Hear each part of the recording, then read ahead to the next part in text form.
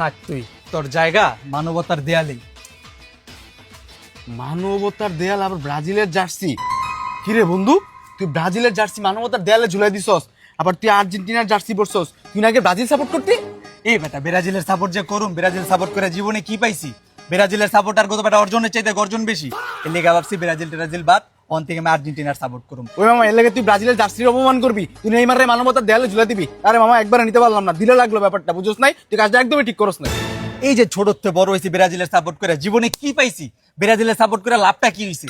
এই পর্যন্ত দুই চোখে কাপ লইতে দেখলাম না। বাপদাদা আমল করা কাপ লইছিল, ও ডিলে লাফালাফি। তারপরে তুই দেখ, ওয়ার্ল্ড কাপের প্রথম ম্যাচ খেলা গেল, এটাও জিততে পারে না, করে ড্র। ব্রাজিলের স্টার প্লেয়ারের নাম নেইমার, হয়তো মাঠে কম খাটে বেশি খেলে, কিছু হলে ইনজুরি। ওই খেলবো না কবে তুই আমারে ক?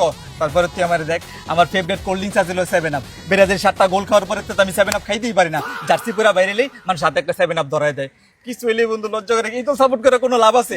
আর এই যে জার্সি, শখ করে একটা জার্সি কিনছিলাম যে পয়রা খেলা দেব, এই জার্সি পরে তো বাসাতেই বেরিতে পারি না, অপমান বোধ হয় নিজে বেটা। এই জার্সির দাম কত জানোস? আর্জেন্টিনার জার্সির দাম 1200 টাকা, আর ব্রাজিলের জার্সির দাম মাত্র 200 টাকা। এটি বলে এখন গরমসার কাজে ব্যবহার হয়। তুই বুঝতেছস এই জার্সি পরে মান সম্মান খোয়া কোনো লাভ আছে?